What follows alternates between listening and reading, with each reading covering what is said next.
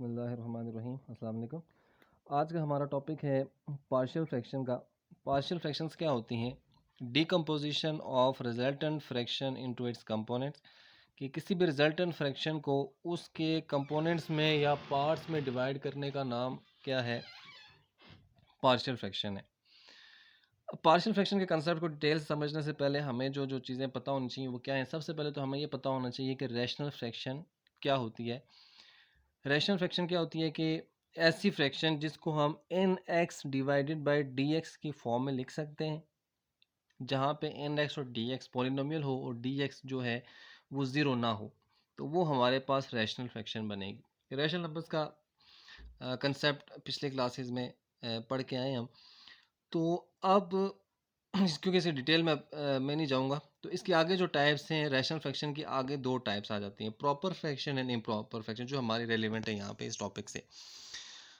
Proper fraction क्या होती है? प्रॉपर फ्रैक्शन एक ऐसी रैशनल फ्रैक्शन होती है जिसमें न्यूमरेटर की डिग्री डिनोमिनेटर से छोटी हो। अब डिग्री क्या होती है? डिग्री किसी भी पोलिनोमियल के अंदर वेरिएबल्स की जो हाईएस्ट पावर होती है। पोलिनोमियल के अंदर टर्म्स होती हैं, टर्म के अंदर जो वेरिएबल्स होते हैं उनकी जो हाईएस्ट पावर बनेगी वो हमारे पास डिग्री होगी। मसलन मैंने यहाँ पे एक प्रॉपर फ्रैक्शन की एक यहाँ पे एग्जांपल लिखी हुई है, 2x³ plus 4y³ z plus z³। अब इस ये जो लिखी गई है एक्सप्रेशन, इसमें फास्ट में आपसे पूछता हूँ कि इसकी डिग्री क्या है। तो डिग्री क्या होगी? तो डिग्री क्या है? यहाँ पे वेरिएबल की पावर 3 है, इधर भी 3 है, और इस ये जो टर्म है, टोटल इसके अंदर 3 टर्म्स हैं। तो यहाँ पे टर्म की जो हाईएस्ट पावर एक y की 3 है, दो वेरिएबल्स आ रहे हैं, टोटल मिला के 3 और 1 4 बन रही है। तो इस पूरी जो ये जो पोलिनोमियल है इसकी डिग्री क्या होगी? इसकी डिग्री होगी 4। तो डिग्री इसकी क्या होगी इस एक्सप्रेशन की, या इस पोलिनोमियल भी इसका नाम कह सकते हैं। तो डिग्री क्या है? Is equal to 4। और अगर डिग्री प्रॉपर फ्रैक्शन ऐसी फ्रैक्शन होती है जिसमें न्यूमरेटर की डिग्री डिनोमिनेटर से छोटी हो, और इम्प्रॉपर फ्रैक्शन होती है हमारे पास ऐसी रैशनल फ्रैक्शन जिसमें न्यूमरेटर की डिग्री डिनोमिनेटर के या तो बराबर हो या न्यूमरेटर की डिग्री डिनोमिनेटर से बड़ी हो जाए। कोई एक केस भी हो जाए तो वो हमारे पास इम्प्रॉपर फ्रैक्शन होगी। अब चूंकि हमने मेन हमारा टॉपिक है पार्शियल फ्रैक्शंस का, तो हम साथ साथ एक्सरसाइज पे चलेंगे और वहीं पे हम सारे कंसेप्ट्स भी साथ डिस्कस करेंगे। तो सबसे पहला जो हमारे पास इसके अंदर टोटल हमारे पास 4 केसेस हैं, जिसका पहला नंबर केस हम एक्सरसाइज नंबर 4.1 है, जिसका हम पहला कंसेप्ट में साथ साथ लिखना चाहता हूँ, जिसका केस नंबर 1 आप कह लें क्या होता है। व्हेन क्योंकि मैंने पहले कहा था कि n x divided by d x की फॉर्म में हमने एक्सप्रेशन यूज़ किया लिखना, तो हम ये लिखेंगे when denominator D x stand for denominator के लिए हमने यूज़ किया। व्हेन मैं एक मिनट लिख लेता हूँ यहाँ पे, when denominator D x has non repeated linear factor.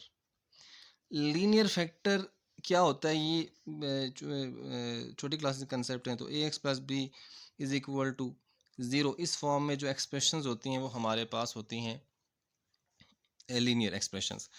तो अब हम इसका क्वेश्चन नंबर 1 सॉल्व करते हैं, साथ में हम आपको कंसेप्ट भी समझाते जाएंगे। 7x minus 9 divided by x plus 1 into x minus 3, ये हमारे पास पार्शियल फ्रैक्शन, ये इसको हमने पार्शियल फ्रैक्शन क्या होगी? पार्शियल फ्रैक्शन ये हमारे पास रिजल्टेंट फ्रैक्शन है, इसको हमने पार्शियल फ्रैक्शन बनाना है। तो अब हम क्या करेंगे, इसका तरीकाकार क्या होगा? पहले तो आपने देखना है कि जो ये प्रॉपर फ्रैक्शन है या इम्प्रॉपर फ्रैक्शन है। अब ये आप देख सकते हैं ऊपर एक ही वेरिएबल है, इसकी डिग्री क्या बन रही है? 1। नीचे x प्लस 1, यहाँ पर डिग्री बन रही है 2। कैसे? बस अगर फास्ट में 2 को हम मल्टीप्लाई करें तो ये बन जाएगा एक्स स्क्वायर, ये मल्टीप्लाई करके जो एक्सप्रेशन बचेगी वो हमारे पास बनेगी x square minus 2x minus 3, sorry x square minus 2, जी ठीक है, x square minus 2x minus 3। तो अब आप देख सकते हैं तो नीचे डिग्री 2 बनी। अब न्यूमरेटर की डिग्री डिनोमिनेटर से छोटी है तो ये प्रॉपर फ्रैक्शन है, प्रॉपर फ्रैक्शन है तो आपने डायरेक्ट इसको कंपोनेंट्स में डिवाइड करना है। अगर ये इम्प्रॉपर होगी तो फिर हम पहले उसको प्रॉपर बनाएंगे, फिर उसको उसके कंपोनेंट्स में डिवाइड करेंगे। तो सबसे पहले इसका तरीकाकार क्या है कंपोनेंट्स में डिवाइड करने का? इसका तरीकाकार ये सबसे पहले यहाँ पे लिखेंगे is equal to a divided by x plus one plus b divided by x minus three. इसको आपने नाम दे देना इक्वेशन नंबर 1 का। तो ये हमारे पास आ जाता है। ये हाँ जो हाँ ये हमने देखी, ये रिजल्टेंट फ्रैक्शन थी, इसको हमने इसके कंपोनेंट्स में डिवाइड कर दिया। नेक्स्ट स्टेप क्या होगा? नेक्स्ट स्टेप में हमने जो भी डिनोमिनेटर है इससे हमने दोनों तरफ मल्टीप्लाई कर देना है, multiplying by x plus one and into x minus three on both sides. ये कोई पैटर्न है, ये आपने समझना भी है, साथ साथ याद भी रखना है। तो यानी कि हम इससे मल्टीप्लाई करेंगे x plus one into x minus three multiply 7x minus 9 divided by x plus one into x minus three is equal to a divided by x plus one, यानी x plus one into x minus three, इससे भी multiply होगा, और b divided by x minus three x plus one into x minus three, इधर भी multiply हो जाएगा। कोई नंबर इसको 2 का नाम, ये से कट जाएगा, ये एक्स प्लस वन इससे कट जाएगा, ये डिनोमिनेटर ऊपर इनसे कट जाएगा, तो हमारे पास जो बचेगा 7x minus 9 is equal to a into x minus three plus b into x plus one. इसको आप बेशक इक्वेशन 2 का नाम ना दें, इसको इक्वेशन नंबर 2 का नाम दे दें। अब बारी बारी हमने क्या करना है कि जो लीनियर फैक्टर है उसको 0 के बराबर पुट करना है और उसकी वैल्यू इसमें पुट करते जानी है ताकि हमारे पास ए और बी की वैल्यू आ जाए। तो हम क्या करेंगे, put x minus 3 is equal to 0 implies that x is equal to 3 in equation number 2। Equation number 2 में हम पुट करेंगे तो 7, जहाँ पे x है वहाँ पे हमने 3, जहाँ पे x है वहाँ पे हमने 3 पुट करें, 7 into three minus 9 is equal to a into three minus three plus b into three plus one. 7 three 21 minus 9 is equal to a into three minus three 0 plus b into three plus one 4। तो ये हमारे पास 21 में से 9 निकालेंगे, कितना बचेगा हमारे पास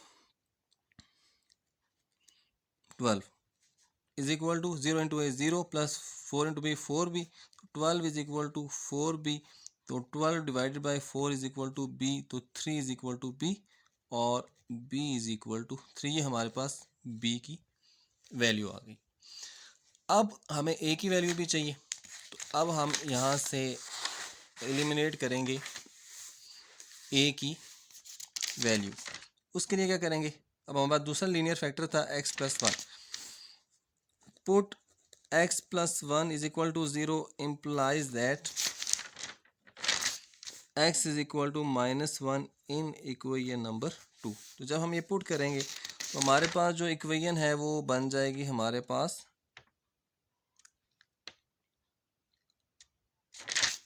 7 into minus one minus 9 is equal to a into minus one minus three plus b into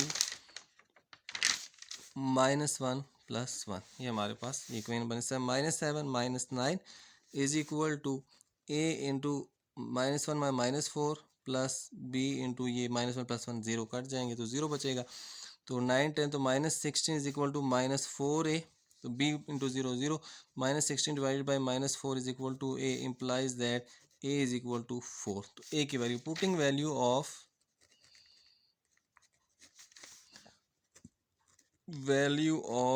a and b in equation number 1, जो हमारे पास ओरिजिनल इक्वेशन थी उसमें पुट करेंगे, यानी 7x minus 9 divided by x plus one into x minus three is equal to, तो a की क्या value 4 divided by x plus one plus b क्या हमारे पास आया था, b की वैल्यू आई थी हमारे पास 3 divided by x minus three. तो ये था हमारे पास सॉल्व करने का तरीका पार्शियल फ्रैक्शंस को, जिसमें अभी हमने एक केस पढ़ा है जो कि है प्रॉपर फ्रैक्शन वाला केस पढ़ा है। तो नेक्स्ट लेक्चर में इंशाल्लाह इसी टॉपिक को डिस्कस करेंगे, लेकिन वो क्वेश्चन हम सॉल्व करेंगे इम्प्रॉपर फ्रैक्शन का। तो तब तक के लिए अल्लाह हाफिज़।